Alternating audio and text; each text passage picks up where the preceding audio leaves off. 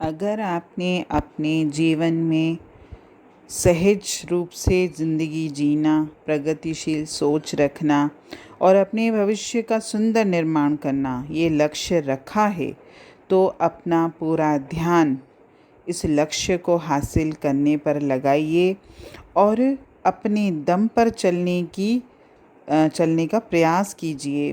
किसी का सहारा मत ढूंढिए कि मेरे जीवन के जो लक्ष्य हैं, कि मेरे जीवन में हमेशा प्रगति हो, सफलता हो, मेरा जीवन बहुत सुंदर ढंग से हो। तो इस सब के लिए आपको खुद प्रयास करना पड़ेगा और अपना दर्पण खुद बनिए, क्योंकि हमारा जो जीवन है, हम दूसरों के दर्पण में अपने को निहारते हैं कि दूसरा मेरे बारे में क्या सोचता है, दूसरा मेरे जीवन के लिए क्या कहता है और मुझे कैसे दूसरों की दृष्टि के अनुसार अपने जीवन को चलाना है। ये मत करिए।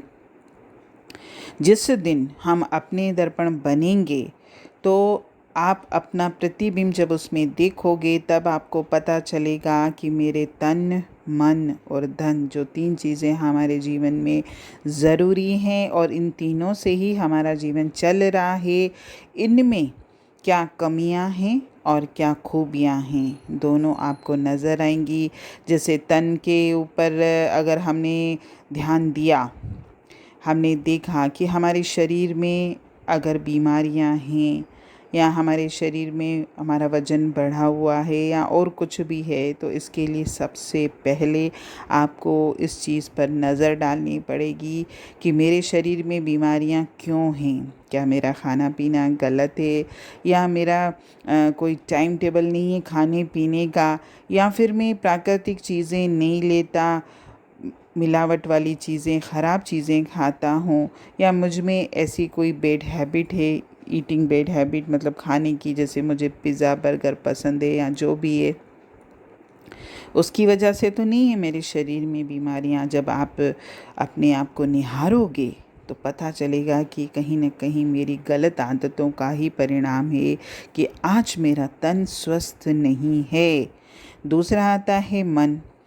मन पे भी आप नज़र डालिए कि मेरा मन संसार में कितना अटका हुआ है, दूसरों की बातों में कितना अटका हुआ है, मेरा मन किन किन चीज़ों में आनंद लेता है, क्या वो बातें मेरे जीवन के लिए सही हैं, क्या वो मेरे जीवन को सुंदर बना सकती हैं या मेरे जीवन को और गलत दिशा में लेके जा रही हैं। जब हम अपने आप को देखेंगे, तब हमको पता चलेगा कि हमारा मन सही दिशा में है कि नहीं है, और हम अपने मन को स्वस्थ बनाने के प्रयास भी करेंगे। तीसरा होता है धन। धन भी ऐसा नहीं है कि लोग ये कहते हैं कि भाई हमारी कमाई कम है या हमारे पास पैसा नहीं है। इस प्रकृति में परमात्मा ने सबको सब कुछ दिया है। फ़र्क इतना है कि किसी की आदतें गलत हैं, बजट बनाकर लोग नहीं चलते, जितनी कमाई है उससे ज़्यादा खर्च है हमारे। तो जब आप बजट के अनुसार नहीं चलोगे, कमाई कम है या मतलब जितनी भी कमाई है उससे ज़्यादा आप खर्चा करोगे, तो आपका तो धन की कमी आपको महसूस होगी और आपका धन व्यर्थ कार्यों में खर्च भी होगा।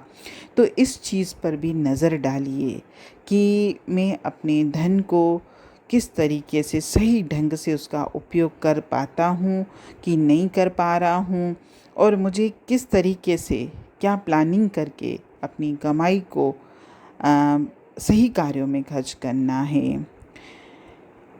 जीवन में मुश्किलें जितनी भी आती हैं, ये सब कहीं न कहीं हमारी आदतों या हमारे जो विचारधाराएं हैं उन्हीं का परिणाम होती हैं। हमको सदियों से जो सिखाया गया है, जो बताया गया है, हम उसी ढर्रे पर चल रहे हैं। कभी हमने उस ढर्रे को बदलने की कोशिश नहीं की, कभी हमने अपनी बुद्धि के अनुसार कुछ अच्छा, कुछ नया करने की कोशिश नहीं की।